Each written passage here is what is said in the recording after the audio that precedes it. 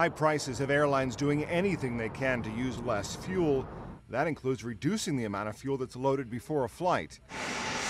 The less a plane weighs, the less fuel it burns in the air, but there's growing concern that lightening the fuel load puts passengers and crew at risk.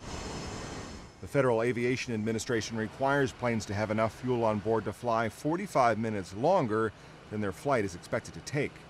In March, a regional jet pilot reported that he landed with less fuel than required.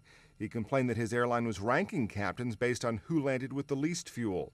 The report was filed with NASA, which runs a program that allows air crews to report safety problems without fear that their names will be disclosed. A month earlier, the captain of a 747 met strong headwinds crossing the Atlantic and wanted to divert to Boston to pick up more fuel. Airline officials told him to continue to JFK.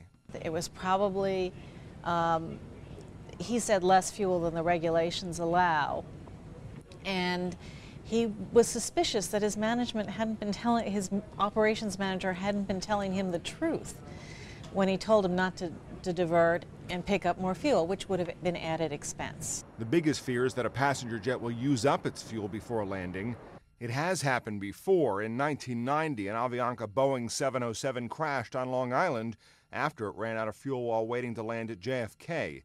73 of the 158 people on board died.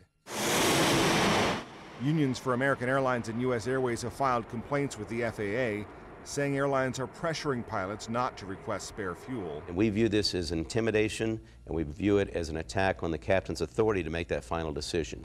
Airlines point to labor disputes. An American spokesman says it's not a safety issue, it's a contract issue. But pilots say they face more than a disagreement with management. And they're being told they could ultimately be fired if they don't conform to management policies on how much fuel they think a flight should get. The FAA says several reviews found no cases where the minimum fuel standard was violated.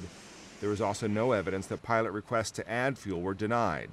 Matt Friedman, The Associated Press.